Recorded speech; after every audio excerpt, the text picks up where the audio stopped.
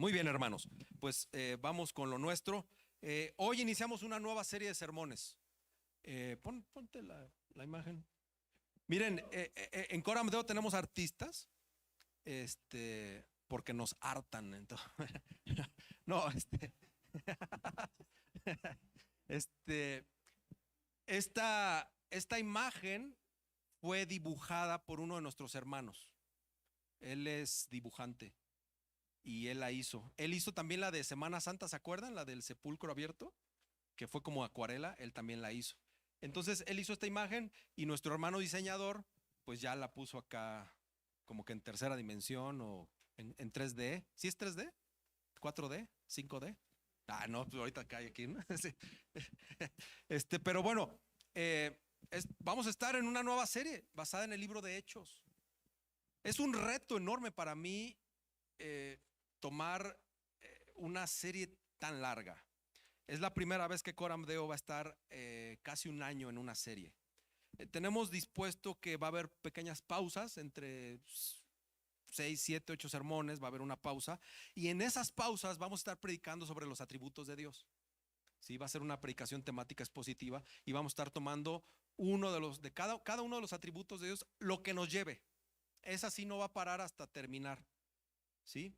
Y Hechos, pues lo empezamos ahora y tal vez en agosto del año que viene acabemos, si Dios lo permite.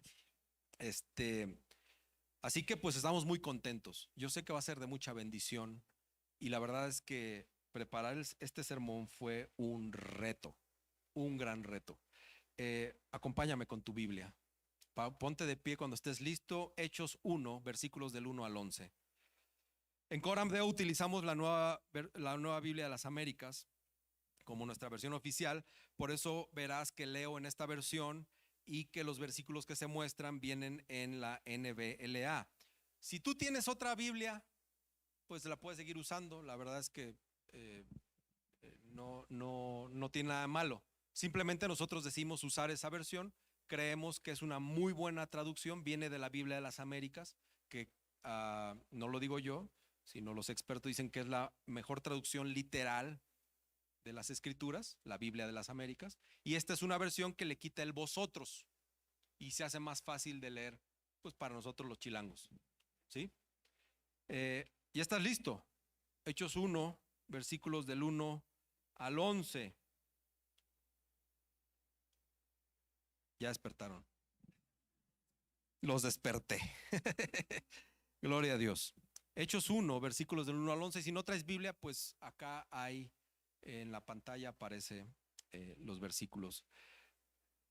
En el primer relato, estimado Teófilo, escribí acerca de todo lo que Jesús comenzó a hacer y a enseñar hasta el día en que fue recibido arriba en el cielo, después de que por el Espíritu Santo él había dado instrucciones a los apóstoles que había escogido. A esos también, después de su padecimiento, se presentó vivo con muchas pruebas convincentes, apareciéndoseles durante 40 días y hablándoles de lo relacionado con el reino de Dios. Y reuniéndolos, les mandó que no salieran de Jerusalén, sino que esperaran la promesa del Padre, la cual, palabras de Jesús, les dijo: oyeron de mí,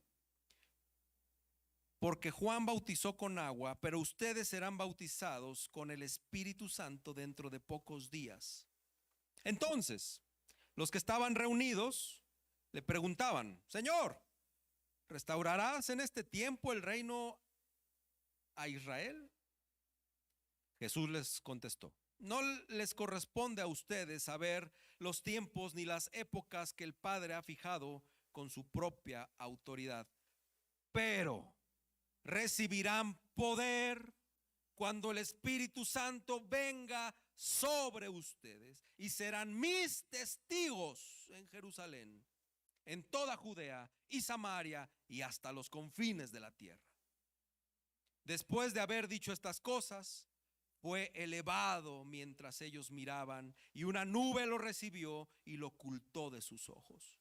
Mientras Jesús ascendía, estando ellos mirando fijamente al cielo, se les presentaron dos hombres en vestiduras blancas, que les dijeron: varones Galileos, ¿por qué están mirando al cielo? Este mismo Jesús que ha sido tomado de ustedes al cielo, vendrá de la misma manera, tal como lo han visto ir al cielo.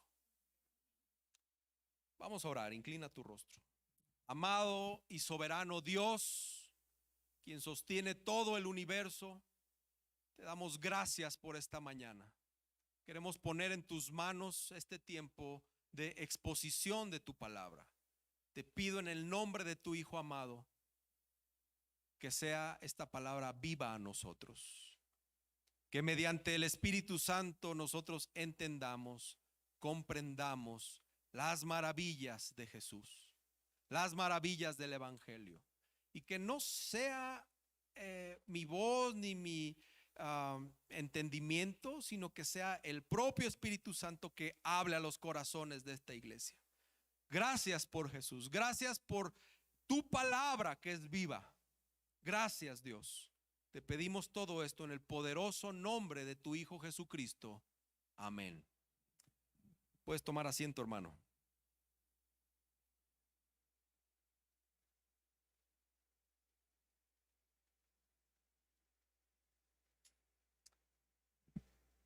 ¿Alguien sabe cuántos inocentes hay en la cárcel?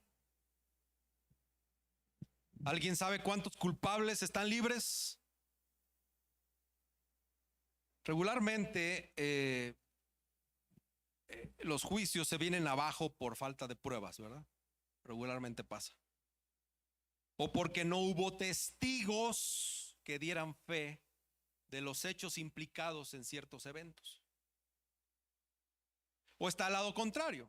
¿Cuántos testigos han dado falso testimonio en un juicio provocando un veredicto injusto?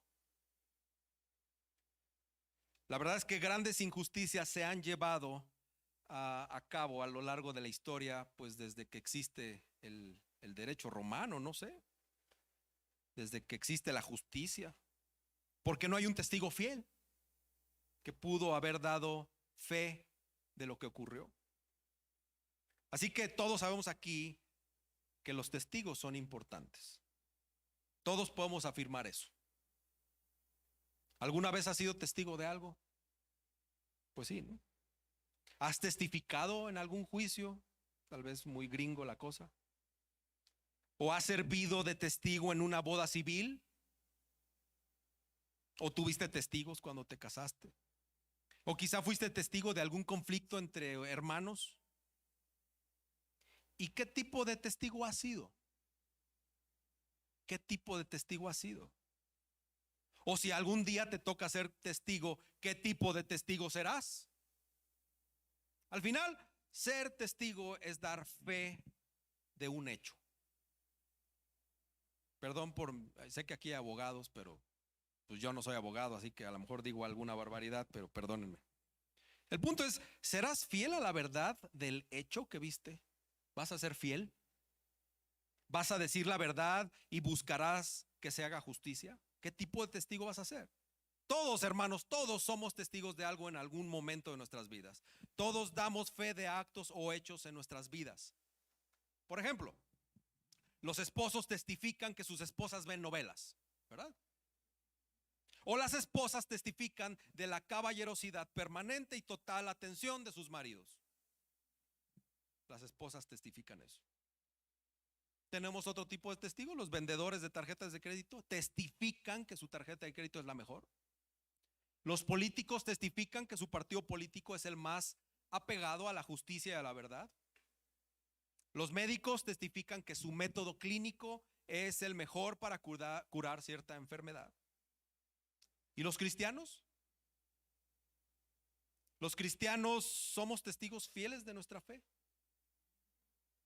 ¿Somos testigos fieles de Jesucristo? ¿Estamos llevando la fe a otros, sujetándonos a la verdad del Evangelio? ¿Qué tipo de testigos somos? ¿Qué testigos de Jesucristo nos diferencia del resto? ¿Qué requieres, hermano, para dar un buen testimonio de Jesús? Titulé este sermón Poder del Espíritu para ser testigos. Primera parte. Esperen la segunda parte, que no viene este fin, el que viene, sino en 2 semanas. Poder del Espíritu para ser testigos, parte 1. A las personas que nos visitan por primera vez les dieron una hojita, espero que también traigan pluma. Ahí viene algunas preguntas que puedes estar meditando durante la semana, que puedes resolver hoy. Viene el texto y pues seguramente esas preguntas te van a confrontar. Espero que así sea, están diseñadas para eso, para que pues busques en tu interior realmente qué estamos fallando. Las puedes anotar aquí o después meditar en ellas, ¿ok? Y esta mañana quiero enfatizar que el Espíritu Santo nos empodera para ser testigos de Jesús en todo lugar. Y eso es el punto central de este pasaje. Mira, este sermón va a tener una característica esta mañana, a diferencia del resto. Porque este sermón incluye la introducción al libro de Hechos, con el contexto del autor. Entonces te pido que tengas paciencia el día de hoy y pongas mucha atención porque trae mucha información. Entonces no creas que te estoy mareando con información. Al final expongo el texto, pero sí trae mucha información. Así que estoy grabando también el audio para mandárselos en la semana. Pero vamos a estar mucho tiempo en esta serie. Entonces poco a poco la vamos a ir desarrollando y vamos a estar trayendo a colación el contexto. Y pues ten paciencia el día de hoy, ¿ok? Alguna vez existió un señor llamado Plinio. Para aquellos que van a tener hijo, aquí está otra idea de cómo llamarle a tu hijo. Plinio. En este caso era Plinio el joven. Él era abogado, escritor y científico en la antigua Roma. No era cristiano. Pero si tú investigas sobre Plinio el joven, vas a encontrar que Plinio el joven escribió sobre Jesús. Él es una de las fuentes externas a la Biblia que atestiguan que el Cristo histórico existió. Y él escribió una descripción de las primeras persecuciones de Roma a los cristianos. Y déjame leértela. Esto es escribiendo él. El método que he seguido con aquellos que se han hecho comparecer ante mí por ser cristianos es este. Les preguntaba si eran cristianos. Si lo admitían, les repetía la pregunta 2 veces y los amenazaba con castigarlos. Si persistían, ordenaba que fueran castigados de inmediato, porque estaba persuadido de que, más allá de la naturaleza de sus opiniones, una obstinación contumaz e inflexible ciertamente merecía corrección. Hubo otros, atrapados por la misma locura, que hicieron comparecer ante mí, pero por ser ciudadanos romanos, ordené que los enviaran a Roma. Sin embargo, con la propagación de este crimen, refiriéndose al cristianismo, y como usualmente sucede, aunque estaba bajo proceso, ocurrieron algunos ejemplos de la misma naturaleza. Me presentaron una información anónima que contenía acusaciones contra varias personas que, al ser sometidas a interrogatorio, negaron ser cristianas o haberlo sido alguna vez. Repetían después de mí una invocación a los dioses y ofrecían ritos religiosos con vino e incienso delante de tu estatua. Parece que le está hablando a otra persona. Que yo había ordenado traer con tal objeto, junto con las estatuas de los dioses. Y además, estos testigos maldecían a Cristo. Ahora bien, cuando hacen esto sin ser obligados a hacerlo y como, según se dice, los que son realmente cristianos nunca harían tales cosas, consideré adecuado que estas personas fueran puestas en libertad. Algunos de los que fueron acusados por un testigo presente al principio confesaron que eran cristianos, pero inmediatamente después lo negaron. Los demás aceptaron que lo habían sido, pero ahora habían renunciado a ese error. Algunos de ellos después de más de 3 años, otros más, y unos cuantos después de 20 años. Todos ellos adoraron tu estatua y las imágenes de los dioses, pronunciando imprecaciones al mismo tiempo contra el nombre de Cristo. Esto me impresionó. Es un registro histórico de aquellos que en su época negaron a Cristo, que testificaron en contra de Cristo, que se decían cristianos. Este era el método que ocupaban los romanos. Vamos a ver hasta dónde la marrana tuerce el rabo, diríamos. A ver hasta dónde llega, ¿verdad? Y algunos se rajaban. Otros, dice, algunos duraron más de 20 años sosteniéndose en su fe. Pero otros no. Otros testificaron en contra de Cristo. Hermanos, ¿qué sería de la iglesia moderna sin el libro de los Hechos?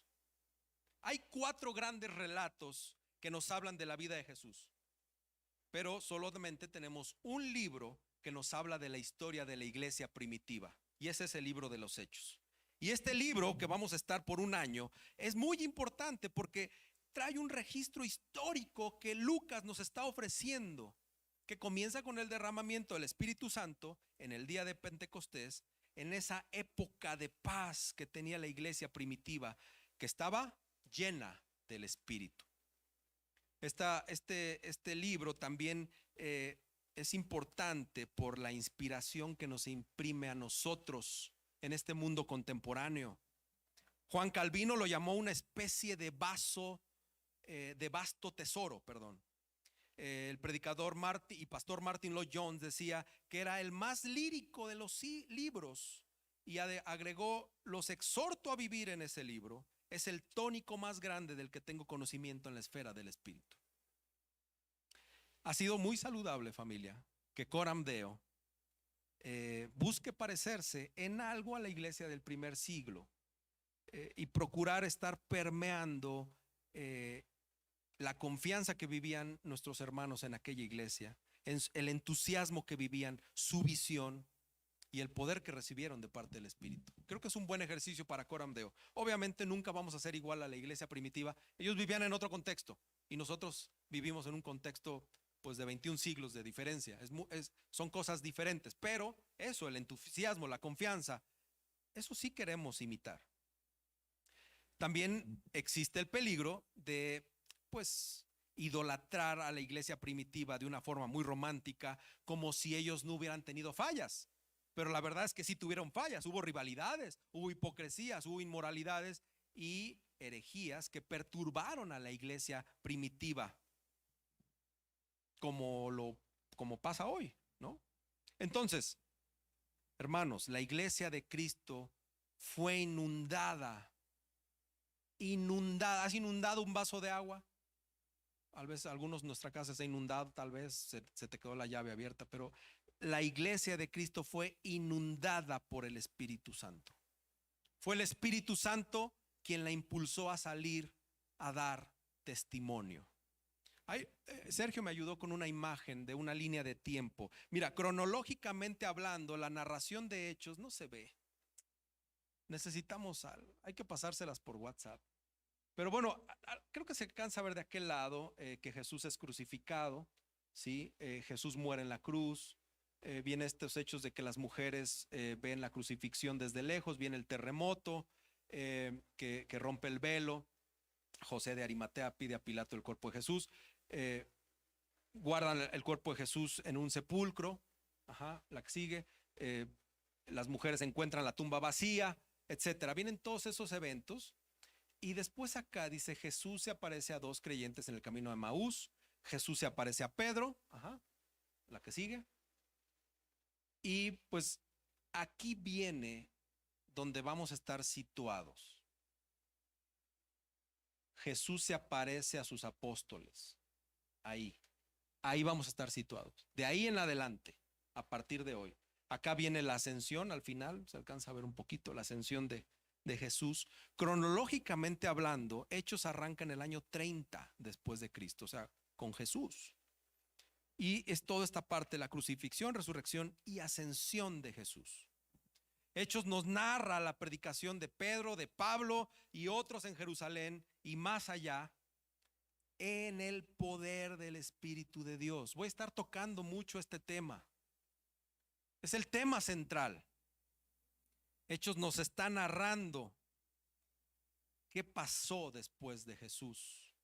Y lo digo entre comillas, ¿qué pasó después? Porque Jesús seguía interviniendo en otra manera. Lucas, ¿quién fue Lucas? Bueno, Lucas fue compañero de viaje de Pablo. Eran amigos muy cercanos, dice Colosenses 4:14. Eran muy cercanos, muy amados, amigos amados. Y probablemente dicen que era un médico no cristiano, no judío, era gentil, con amplio conocimiento pues del judaísmo. Y en el libro de Hechos vamos a ver cómo se expande el evangelio de Cristo, a pesar de todas las adversidades. Entonces el libro comienza con esa narración de 40 días después de que Jesucristo resucitó. Probablemente se escribió en el año 60 o 70, algunos creen que fue en el 70 y el 80 después de Cristo. Y quiero resumir con 5 puntitos lo que hace Hechos, lo que pasa en Hechos. Hechos inicia con la iglesia en Jerusalén y tiene un crecimiento local. Luego se lleva el evangelio a Judea y a Samaria. Luego nace la iglesia gentil. Después el evangelio llega a Asia y al final Pablo lleva el evangelio a Roma. Y esto es clave para que tú y yo estemos aquí con el conocimiento de Jesús. Así que lo primero que quiero que veamos esta mañana es cómo Lucas hace una introducción a Hechos.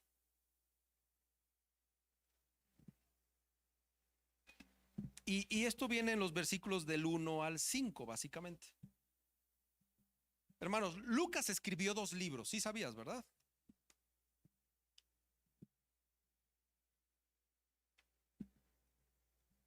El primer libro que Lucas escribió fue el Evangelio de Lucas. Toda la tradición judía le atribuye a Lucas la autoría del Evangelio. Y cuando habla y dice el primer relato, estimado Teófilo, se está refiriendo al Evangelio que él mismo escribió. Y el segundo libro que escribió es Hechos, o el segundo tratado. Pero fíjate que era un solo libro. Era un solo tratado el que escribió Lucas. Originalmente hablando, era un solo tratado. Ambos tratados dedicados a este tal Teófilo, ambos tratados tienen el mismo estilo literario, el mismo tipo de griego con el que lo escribió. Y dicen los eruditos que no se trata de un apéndice. Hechos no es un apéndice del Evangelio de Lucas. Es una sola obra. Es la continuación del Evangelio. Hay investigaciones que han hecho que certifican de alguna manera que originalmente se empezó a propagar tanto Lucas como Hechos en un solo tomo, digámoslo así. Así fue como se empezó a propagar. Después fue dividido. ¿Qué vemos tanto en Lucas como en Hechos? ¿Qué puedes ver? Simple y sencillamente estamos viendo la historia del cristianismo. Es bien importante esto. Aquí no hay mejor historia del cristianismo que leerte Lucas y Hechos de corrido. Lucas y Hechos de corrido.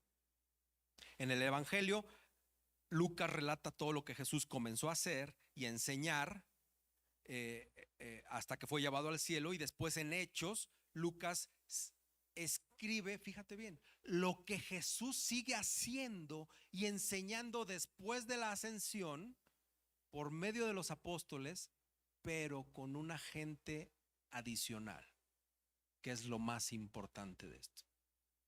El Espíritu Santo entra en acción. El ministerio, hermanos, el ministerio personal y público realizado por Jesús aquí en la tierra fue seguido por su ministerio desde el cielo, llevado a cabo por el Espíritu Santo, utilizando a los apóstoles como herramientas. Pero Jesús siguió y continuó su ministerio, primero en la tierra y después en el cielo. Cuando estaba en el cielo, vino el Espíritu Santo, y el Espíritu Santo utilizó a los apóstoles. Entonces, hay una división entre estos dos. Hay un hecho que hace que estos dos tratados se dividan naturalmente. ¿Cuál creen que es? es la ascensión de Jesús. Con la ascensión de Jesús finaliza el primer libro de Lucas y comienza el segundo libro de Lucas.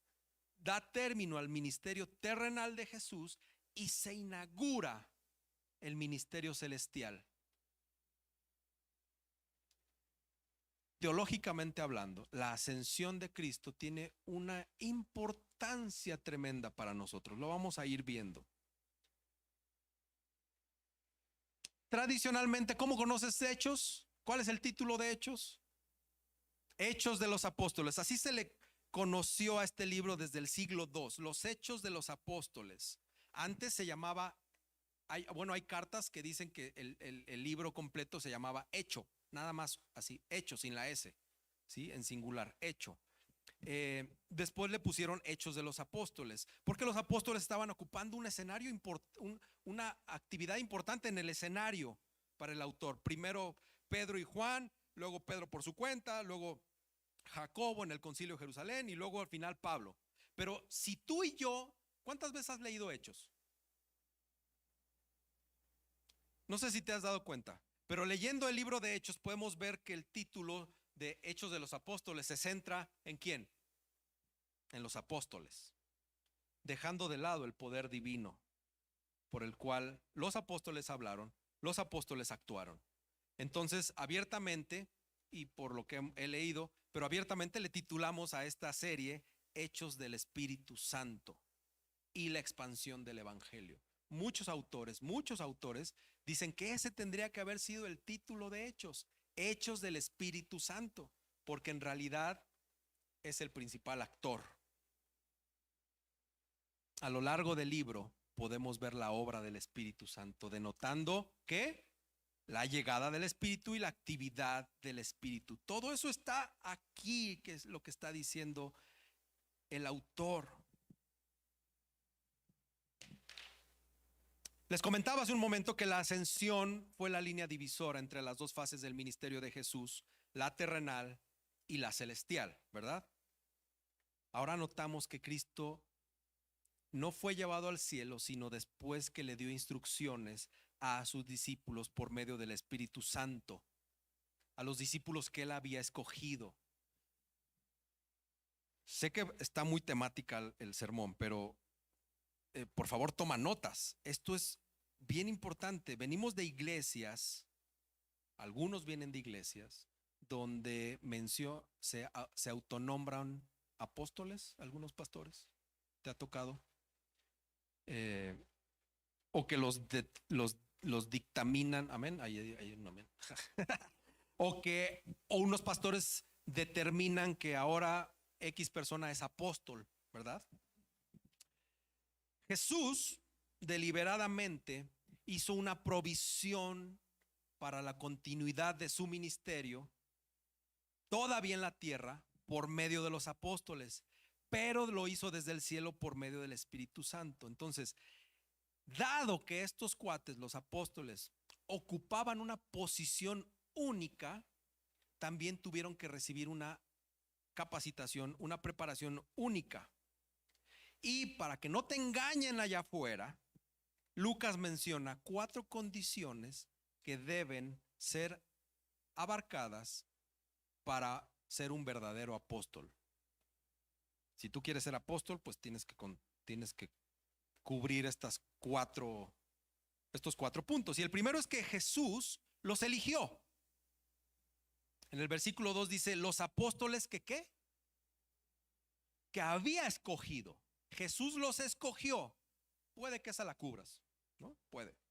Pero ninguno de los apóstoles se eligió a sí mismo, ni fue designado por algún humano o algún sínodo o alguna iglesia o alguna comisión o algún concilio, sino que todos los 12 apóstoles, incluyendo ahora a Matías y después a Pablo, fueron directa y personalmente escogidos por el Señor Jesucristo mismo.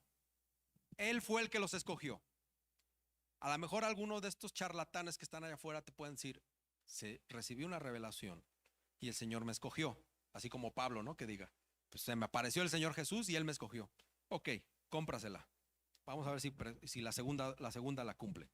Número 2, Jesús se presentó ante ellos. Esa es la segunda cláusula para que pueda existir un apóstol. Jesús se les apareció. Mateo, Marcos y Juan indican que Jesús designó a los 12 para que lo acompañaran, fíjate, y que de este modo estuvieran preparados para dar testimonio con él. Jesús caminó con ellos, pues. Estos testigos fundacionales tenían que ser testigos oculares, tenían que haber visto a Jesús físicamente. El sucesor de Judas, dijo Pedro, tenía que ser alguien que hubiera estado con los 12 todo el tiempo que el Señor Jesús vivió entre nosotros, desde que Juan bautizaba hasta el día en que Jesús fue llevado de entre nosotros. Así que en particular, además de esto que les dije, los apóstoles tenían que haber testificado la resurrección. Entonces, si este cuate que te dice que es apóstol porque vio a Jesús y le dijo que eres apóstol, pues ya con esta lo desinflan. Tuvo que haber estado ahí. Y a menos que sea un tipo acá como Matusalem, que tenga 2000 y feria de años, que no creo, pero pues, ¿quién más? Más que ellos. Dice el versículo 3, después de su padecimiento, el Señor resucitado se presentó vivo ante estos hombres. Había pruebas convincentes, dice Lucas, de que estaba vivo. Se les apareció, fue visible para ellos, así como yo veo a Joel, ellos vieron a Jesús. Y hablándoles de lo relacionado con el reino de Dios. O sea, los empezó a capacitar ahí express. Lo oyeron y lo vieron. Y luego comió con ellos. Nuestra versión NBLA dice reuniéndolos, pero investigando en el griego original dice que comió, que cenaron juntos o que comieron juntos. Esa es la palabra original. Aquí aparece reuniéndolos, pero otras versiones sí dicen que comió con ellos. Entonces Jesús se presentó ante los apóstoles con sus sentidos de su vista, su oído y su tacto. Era una experiencia objetiva del Señor resucitado y era una condición indispensable para ser apóstol. Que no te cuenten allá afuera, que no te timen. No se puede, no hay forma de que haya apóstoles hoy en día. Y lo digo con todas las palabras.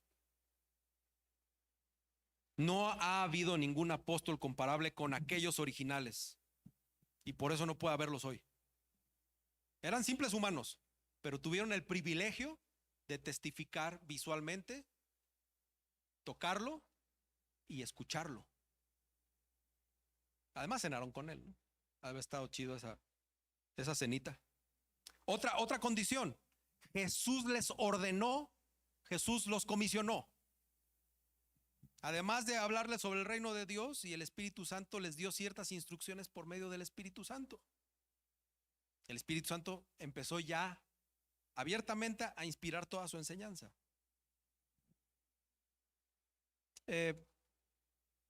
Hay varios textos originales, uno se llama el texto occidental o el texto de Besa, que en ese texto habla de que lo que Jesús les enseñó fue nada más y nada menos todos los detalles sobre la gran comisión.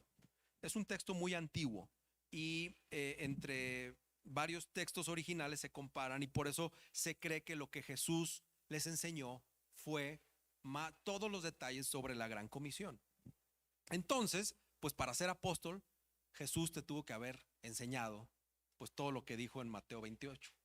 O sea, te tuvo que haber dado una instrucción literal sobre, mira, Pedro, tú vas a hacer y vas a hacer esto. Tu jefe te da instrucciones.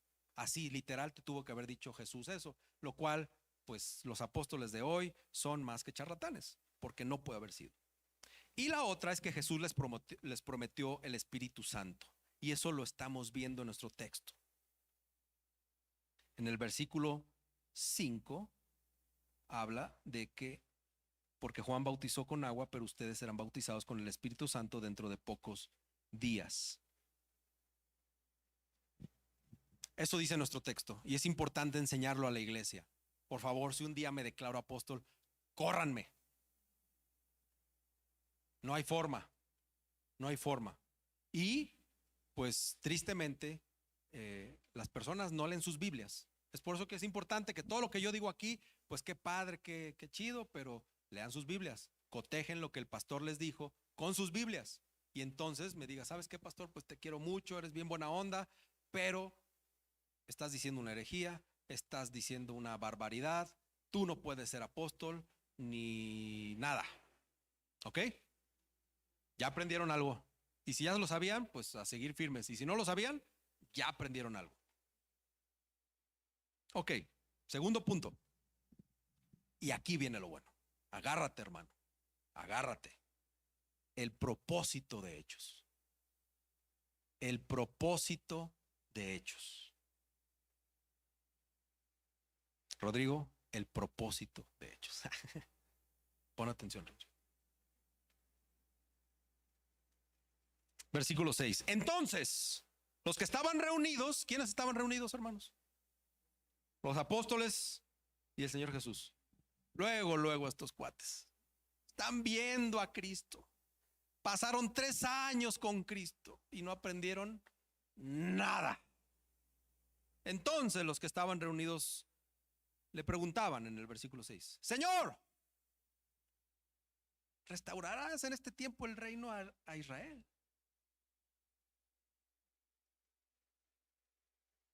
Estás viendo, ¿verdad? Jesús les respondió: a ver, cuates, no les corresponde a ustedes saber los tiempos ni las épocas que el Padre ha fijado con su propia autoridad. Pero recibirán poder cuando el Espíritu Santo venga sobre ustedes y serán mis testigos en Jerusalén, en toda Judea y Samaria y hasta los confines de la tierra. Jesús viendo por la eternidad y estos cuates exigiendo justicia local. Los primeros versículos 2 ya veíamos, los primeros 2 versículos veíamos esta introducción y son totalmente históricos. Luego Lucas hace referencia a los 40 días de los cuales Jesús estuvo con sus seguidores, todo lo que les expliqué. Pero el versículo 6 cambia y viene una interacción. Señor, ¿vas a restaurar el tiempo, en este tiempo el reino de Israel? Esto fue antes de que Jesús ascendiera al cielo. Ellos sabían que Jesús se iba a ir. Ya empezaban a escasear o iban a empezar a escasear las apariciones de Jesús y en algún momento iban a terminar. Ellos lo sabían. Y a esta pregunta hay varias interpretaciones, pero los discípulos pensaban en términos de un reino político. ¿Alguien ha leído estos deuterocanónicos, los libros apócrifos macabeos? ¿Alguien los ha leído? Léelos, hermano. Ahí trae una historia de dónde vienen este tipo de preguntas. Ellos eran revolucionarios, venía una revolución, que estaban en contra del imperio romano. Y viene alguien y le dice: yo soy el Cristo, soy el Hijo de Dios, vengo a liberarlos, vengo a establecer mi reino. Pues estos cuates pues querían justicia. Querían que ahí mismo sucedieran las cosas y viniera un reino político, se estableciera en la nación de Israel, que Jesús reinara terrenalmente ahí. ¿Te acuerdas de la madre de Santiago cuando se le acerca y solicita que sus hijos tuvieran un lugar especial en su reino? Pues esta doña señora quería que sus nenes pudieran sentarse a su izquierda y al otro a su derecha en su reino. Ella estaba pensando en el Senado de la República o en la Cámara de Diputados o ahí en el palco presidencial, que estuviera Santiaguito de un lado y Juanito del otro. Esa era la visión de la mamá de ellos, pero ellos pensaban tal vez lo mismo.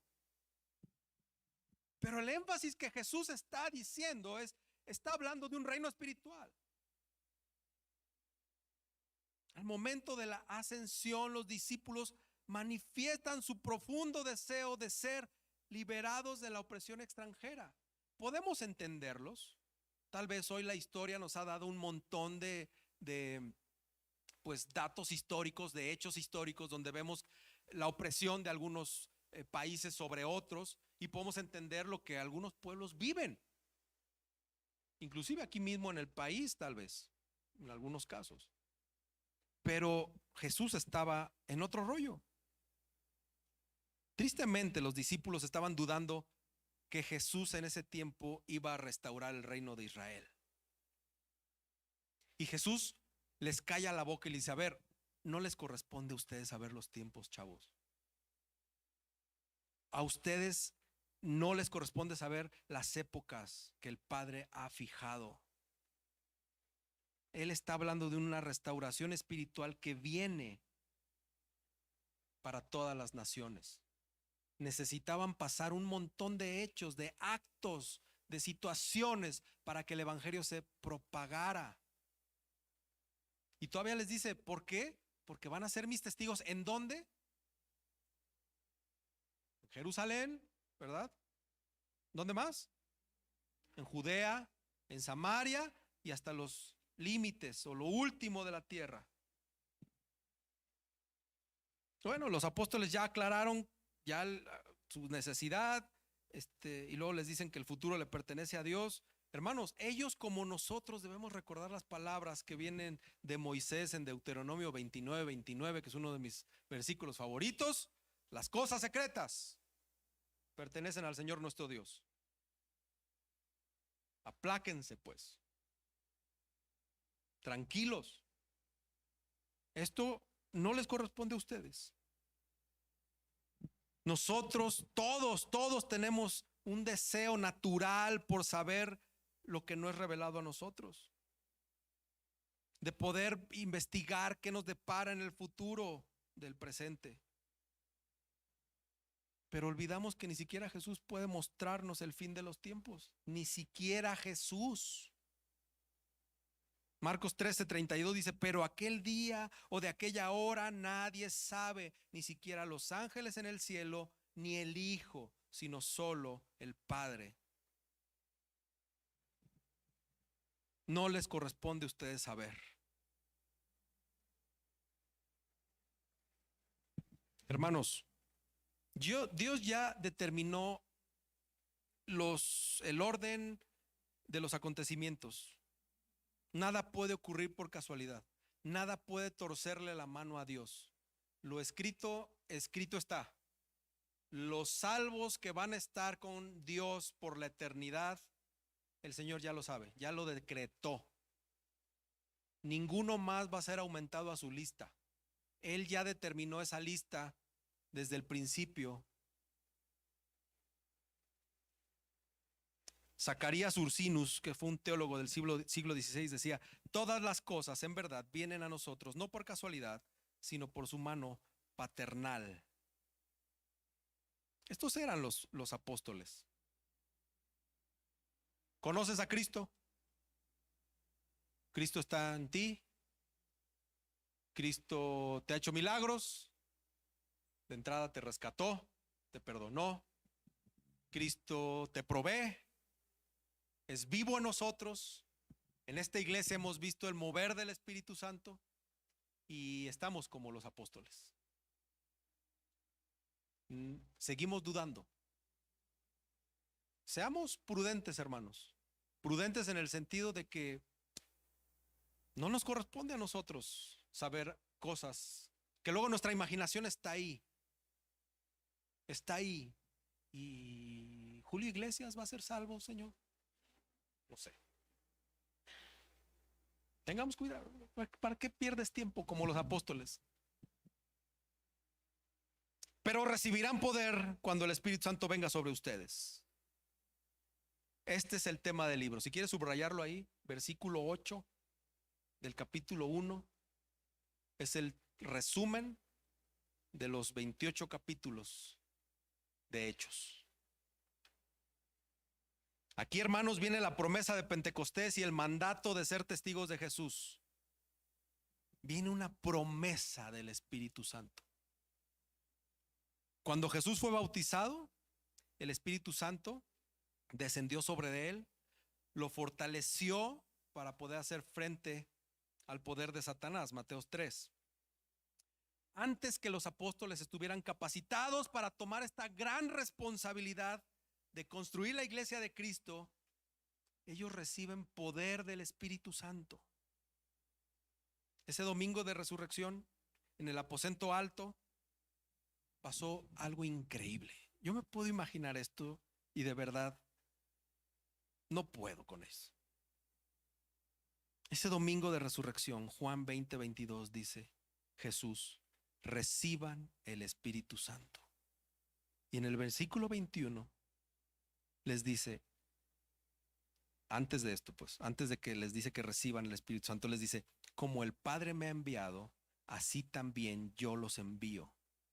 La palabra dice que sopló sobre ellos y recibieron el Espíritu Santo. El Espíritu Santo, hermanos, procede del Padre y del Hijo. Jesús, cuando se despide de ellos, les dice, cuando venga el Consolador, a quien yo enviaré del Padre, es decir, el Espíritu de verdad que procede del Padre, Él dará testimonio de mí. Juan 15:26. El Espíritu Santo, hermanos, no es una fuerza inanimada, ni es la fuerza de Dios, como dicen los testigos de Jehová, sino que es la tercera persona de la Trinidad. Fíjate bien lo que estoy diciendo. El Espíritu Santo es la tercera persona de la Trinidad. El Espíritu Santo se origina con el Padre. Cada vez que una persona cree, vive en obediencia y en fe, esta promesa de Jesús se hace viva en esas personas. Esa promesa de Jesús se hizo viva en ti y en mí, en todos nosotros que hemos creído, que hemos vivido en obediencia. Esto es importante. Esta promesa se hizo activa.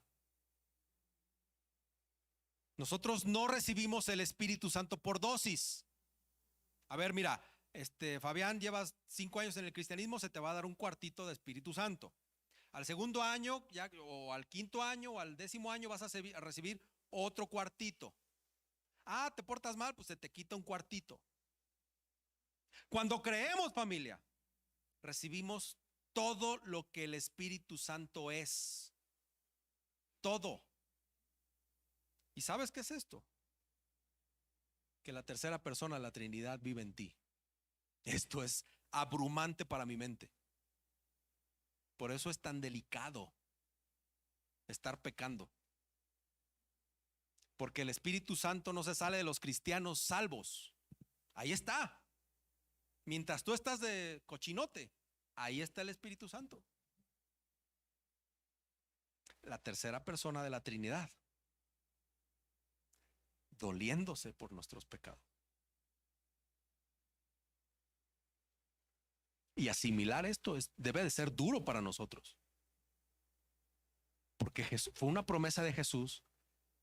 Jesús te salvó por su gracia y misericordia. Se deposita la tercera persona, la Trinidad. Y a veces dudamos. O casi siempre dudamos. O estamos como esos judíos, les decía hoy en la clase de membresía, pidiendo pruebas. A ver si es cierto.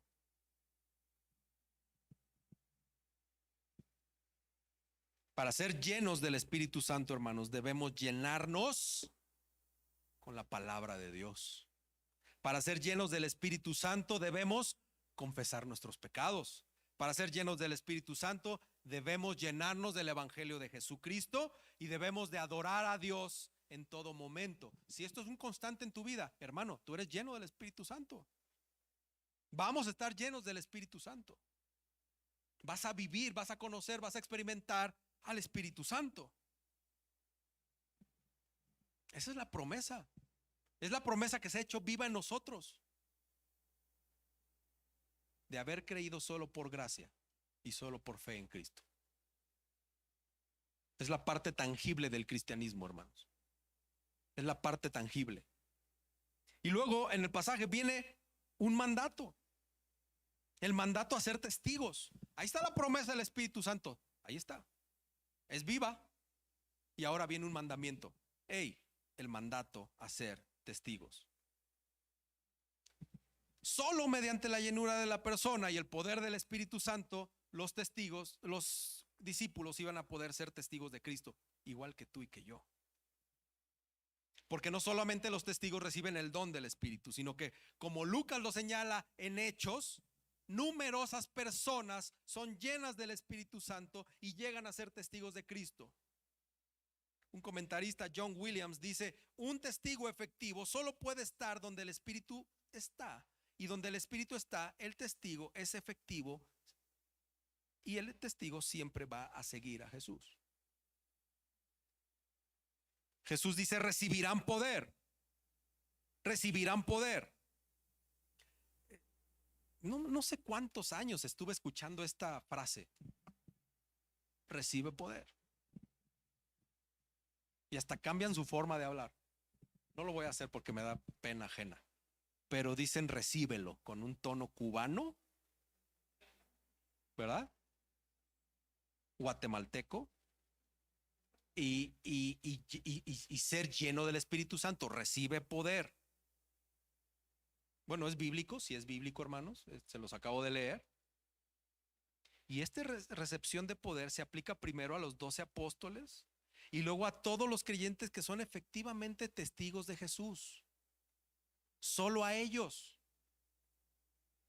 Hermanos, este poder está en nosotros. Ese poder del Espíritu Santo está en el epicentro de tu corazón. Literal.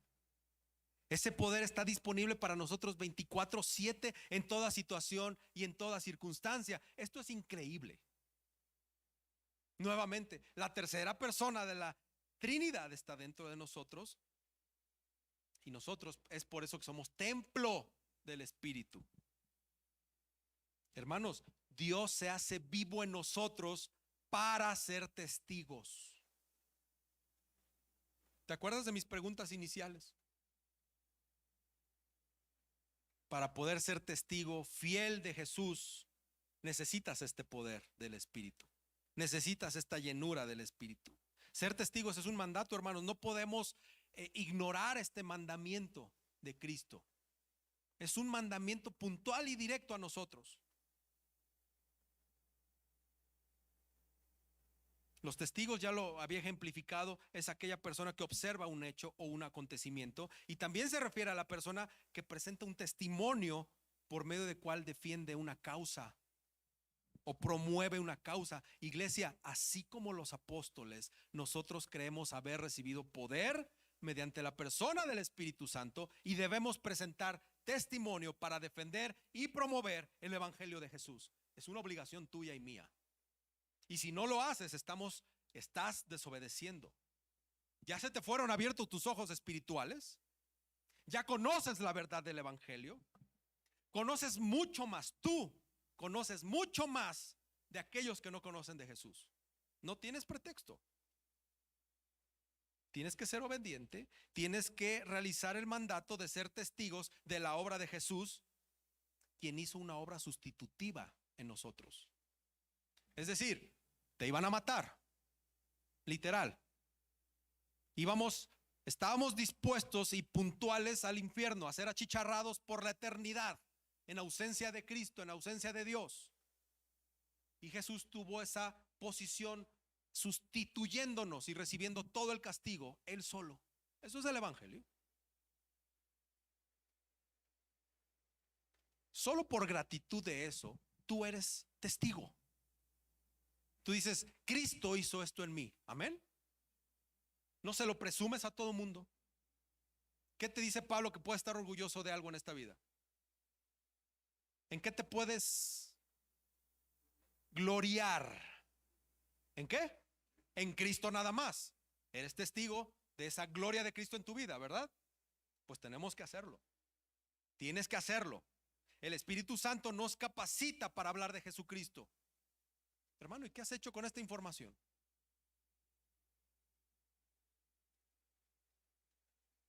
¿Cuántas Biblias tienes? ¿Qué has hecho con esa información?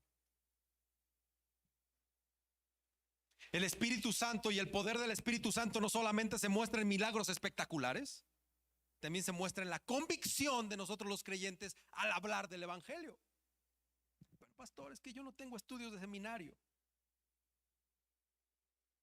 Es que la Biblia es muy difícil, no la entiendo. Hermano, ¿tienes una Biblia en tu celular? Otras impresas al alcance de tu mano, diferentes versiones. Tenemos mucho tiempo de sobra. Inclusive hoy en día dejamos la Biblia a un lado para ver 2 o 3 horas de todos tus canales de streaming favoritos. Hermano, hemos recibido poder para ser testigos de Jesús. Lo hemos hecho. ¿Y qué hacemos con esa información? No nos hace falta nada. No te hace falta nada para ser un testigo de Jesús. El Espíritu Santo nos ha empoderado para hacerlo en cualquier lugar y en cualquier circunstancia. Tenemos que caminar con fe. ¿De qué? De que estás armado con el Espíritu Santo para hacerlo. Efesios 6 dice eso. Que te pongas ¿qué? La armadura de tu héroe favorito. A nosotros, igual que a los 12 apóstoles de Jesús, no nos debería de importar el futuro. A nosotros lo que nos importa es que ya hubo un día de Pentecostés, el Espíritu Santo vino y está con nosotros.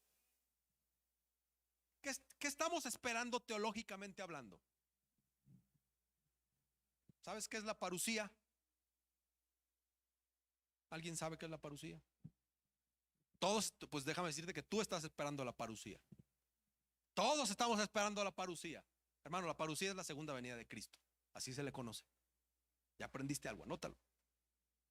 Es lo que teológicamente hablando estamos esperando que Cristo vuelva. Amén. Lo cantábamos. Viene el día, ¿verdad? Viene el día ¿de qué? De la segunda venida de Jesús. No sabemos si el tiempo es corto o el tiempo es largo. Pero hemos de ser testigos de Jesús, cumplir la gran comisión hasta que venga ese día, de cuando lo vamos a ver descender. Esa gran comisión, Mateo 28, que fue encomendada a los 12 discípulos, se ha venido repitiendo vez tras vez hasta ti, hasta nosotros. Vez tras vez. Mateo 28 se repitió Jesús a los discípulos a sus discípulos, ¿no? Ahí están los padres de la iglesia. Y luego los padres de la iglesia a sus discípulos y ellos a sus discípulos. Y era, como les decía a ellos, un copy-paste hasta nosotros. La información que tú tienes y que tú le pasas a otra persona de que Jesús vive es la misma que Jesús le dijo a sus discípulos. No ha variado. No ha variado.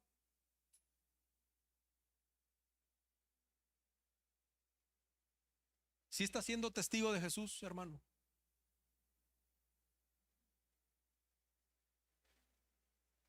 Los apóstoles tenían que anunciar lo que habían obtenido de primera mano de Jesús e invitar a la gente a arrepentirse y creer. ¿Para qué? Para preparar la segunda venida. ¿Qué estamos haciendo con esa información? Nuevamente te pregunto. ¿Nos estamos apresurando a llegar a lo último de la tierra? Hermano, ese mandato es para que empieces hoy. Aquí en la Ciudad de México está nuestra Jerusalén. Aquí mismo. Tenemos que comenzar a ser testigos. ¿Tienes un llamado a las misiones? Pues no sueñes que el Señor te va a enviar si ni siquiera empiezas con tu familia, con tus vecinos, porque ese es el mandato. Empezar aquí, en tu primer círculo de amigos. Aquí empezamos, hermanos. Hemos recibido poder del Espíritu Santo para ser testigos. Y para ser testigos es porque, o si lo estás haciendo, no es en tus fuerzas, es porque el Espíritu Santo te ha empoderado para ser ese testigo de Jesús que Jesús quiere que seas. Y Jesús quiere que seas en todo lugar. Ese es el punto central. Y finalmente, la ascensión de Jesús. Este es un acontecimiento histórico. Todavía hay iglesias, pero por muchos años iglesias estuvieron celebrando un famoso día de la ascensión y tenían un culto especial de cuando Cristo tomó posesión de su trono celestial. Qué bonito recordatorio. Tal vez algunas lo hayan hecho como un rito más, pero qué bonito recordatorio poder celebrar que Jesús tomó posesión de su trono, ¿no? Cada 6 años nosotros vemos cómo le ponen la banda presidencial a un presidente y va a Palacio Nacional y ahí hay una guardia de soldados y hay todo un rito ahí, ¿verdad? Y lo vemos y nos sale lo patriota. Eso pasó en la ascensión. Históricamente hablando, la ascensión es cuando Jesús toma posesión de su trono en el cielo. Cuando aquí hemos leído el credo de los apóstoles un par de veces, yo creo, 3, pero me gustaría repetirlo a veces, leerlo todos juntos como iglesia, leamos el credo de los apóstoles, porque el credo de los apóstoles afirma que Jesús está sentado ¿en dónde? A la diestra de Dios Padre Todopoderoso. Ahí está Jesús. Versículo 9, después de haber dicho estas cosas, fue elevado mientras ellos miraban y una nube lo recibió y lo ocultó de sus ojos. Ojo, si tú has leído Lucas, Lucas no se está contradiciendo en su evangelio y en Hechos. En Lucas, en la conclusión del evangelio de Lucas, dice que Jesús llevó a sus discípulos a los alrededores de Betania, que es como a 4 kilómetros de Jerusalén, y que el lugar exacto de la ascensión fue el Monte de los Olivos. Y, en Hechos dice que es en el Monte de los Olivos. Y en el Evangelio dice que alzando sus manos los bendijo, y aconteció que mientras los bendecía se separó de ellos y fue llevado arriba del cielo. Pero en Hechos dice, después de haber dicho estas cosas, fue elevado mientras ellos miraban. Lo que está haciendo Lucas es que en el Evangelio está describe la perspectiva de Jesús. Y en Hechos es la perspectiva de los apóstoles. Los apóstoles a nivel de cancha viendo hacia arriba. Y Jesús en el Evangelio viéndolos hacia abajo. Esa es la única diferencia. No hay una contradicción. Amén. Para que lo leas, lo estudies y veas.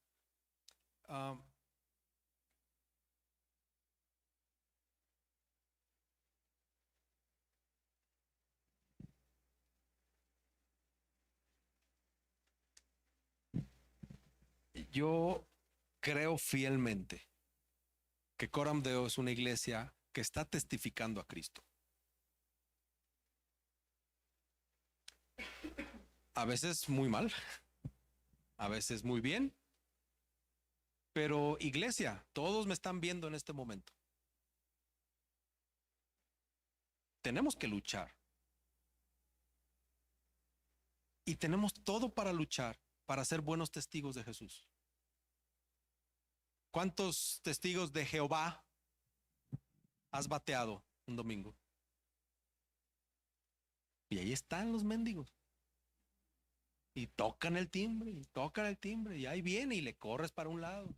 En la Alameda, en las esquinas, ya hasta tienen un puesto aquí en la del Valle y ponen su cosa esa, su banner, sus folletitos, se visten como Rodrigo. Y ahora sí, soy un TDJ, un testigo de Jehová. O si eres muy gringo, un Jehovah Witness. No sé cómo se diga Jehová en inglés, pero bueno. Y ahí están. Y no se rajan.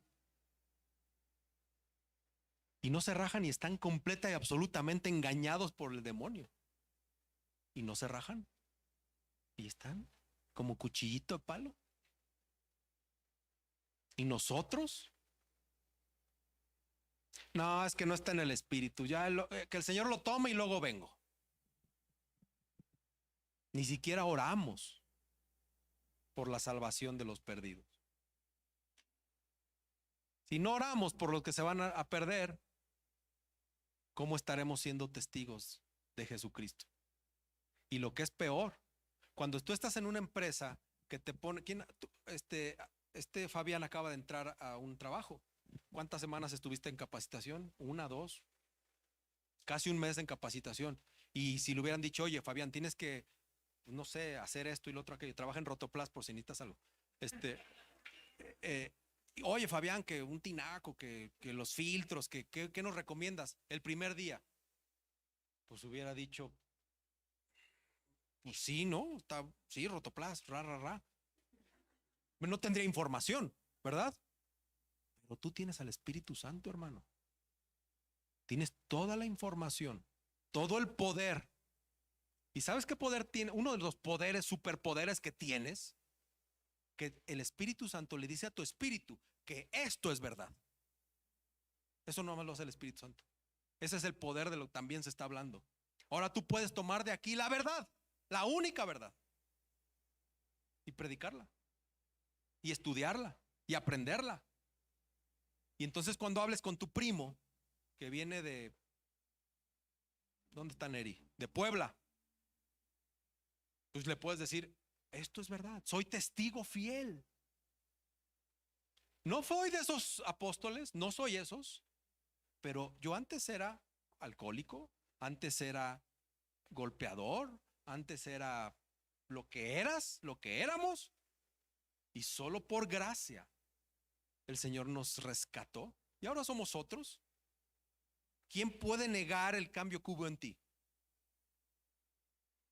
Dime, ¿quién puede negar la restauración que hubo en ti, que solamente lo hizo el Espíritu Santo? Dime, ¿quién te puede contradecir? ¿Hay alguien que te pueda contradecir que tú no eres lo que dices ser? ¿No? ¿Cómo se te metió esta locura? Es el Espíritu Santo. Yo no sé qué viene para Coram Deo, pero vamos a estar un año hablando del Espíritu Santo. Un año. Y yo creo que Dios está hablando a su iglesia fuertemente. El domingo pasado, sé que las mujeres tuvieron un tiempo muy bonito ayer sábado, y sé que el Espíritu Santo está hablándoles. Y se viene un año completito. Premier en Netflix, Espíritu Santo, los hechos del Espíritu Santo, los hechos del Espíritu Santo en Coram Deo. Quiero concluir con esto, ya me superpasé del tiempo. Iglesia, después de la ascensión de Jesús, dice Lucas 24, para que lo consultes, Lucas 24, 52, los discípulos regresaron a Jerusalén con gran gozo. ¿Alguien tiene gozo de tener el Espíritu Santo ahora mismo? Esos apóstoles llegaron corriendo. ¿Te imaginas? ¿Te los puedes imaginar? ¿Dónde está la foto? No sé si eran apóstoles. ¿Son apóstoles estos? ¿Sí? Este bigote de acá está increíble. Es como de motociclista. Este de aquí. ¿Te imaginas a los apóstoles después de eso correr a Jerusalén con gran gozo? Acababan de ver a Jesús ser glorificado. Esa parte de la ascensión, previo a la ascensión, de haber visto a Jesús con un cuerpo glorificado, hermanos, es tu garantía de que un día tú vas a tener un cuerpo glorificado, una alma o espíritu glorificado, y que vas a entrar y vas a poder entrar a la presencia de Dios. ¿Te imaginas cómo estaban estos cuates?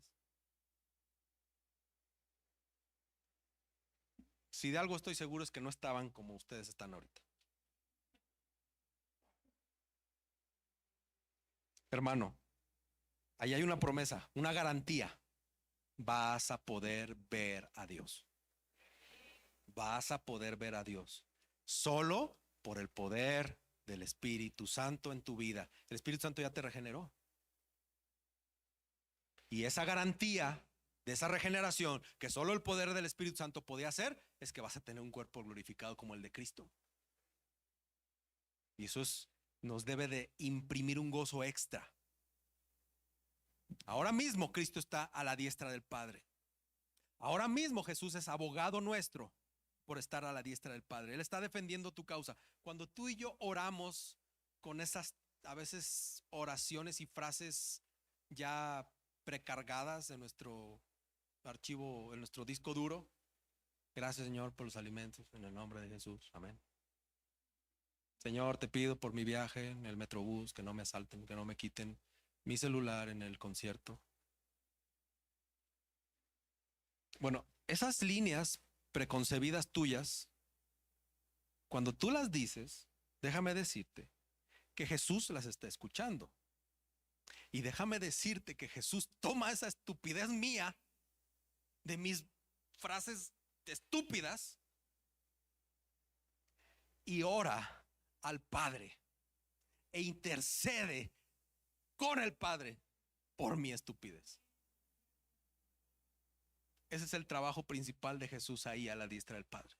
Sigue intercediendo por nosotros. Sigue intercediendo por nosotros. Presenta al Padre nuestras oraciones de manera perfecta.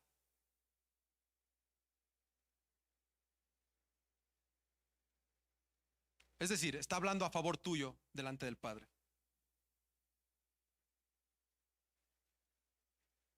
Jesús sigue obrando hoy en día. Jesús no solo no es visible para nosotros, pero Jesús sigue obrando. La obra de Jesús sigue activa en la tierra a través del Espíritu de Dios. Es el Espíritu de Dios el que nos guía, nos dirige en nuestro diario vivir.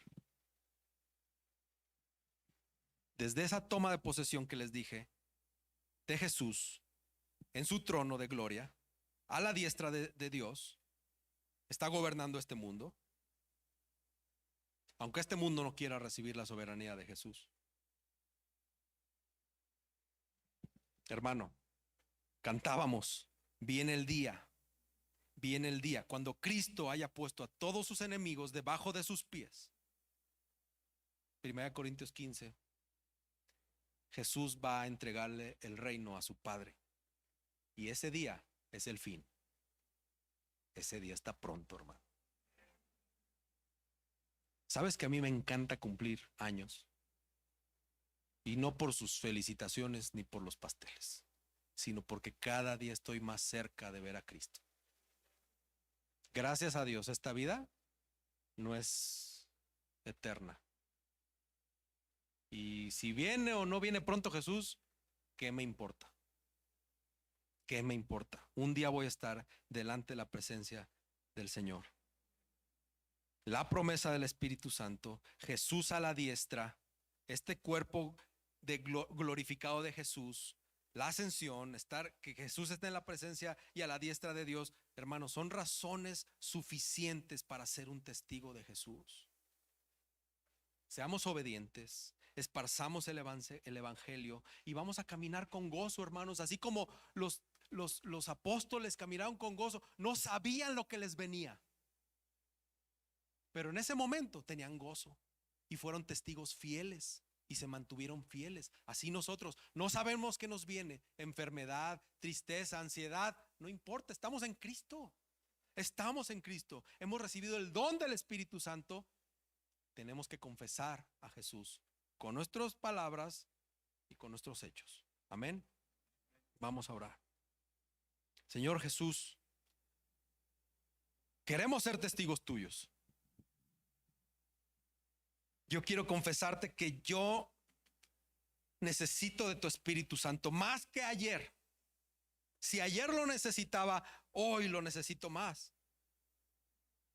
Espíritu Santo, necesito el poder tuyo en mi vida. Lo necesitamos todos en esta iglesia. Necesitamos el poder del Espíritu Santo porque queremos ser testigos obedientes. No queremos ser testigos de cuarta. Queremos ser testigos fieles de Jesús.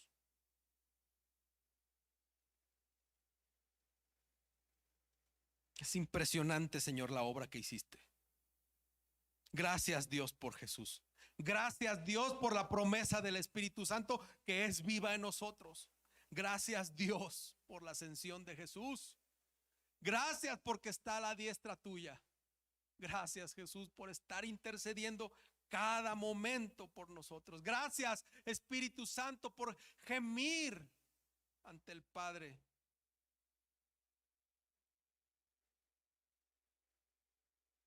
Gracias, Dios. Porque esto ya no es oculto a nuestros ojos. Ya no es oculto a nuestros ojos. Ayúdanos, Dios. Queremos ser testigos fieles de Cristo. Que no nos distraiga nada. Que caminemos con gozo. Gracias por esta iglesia que está llena del Espíritu Santo. Gracias. Y no queremos desorden aquí. Queremos glorificar a Dios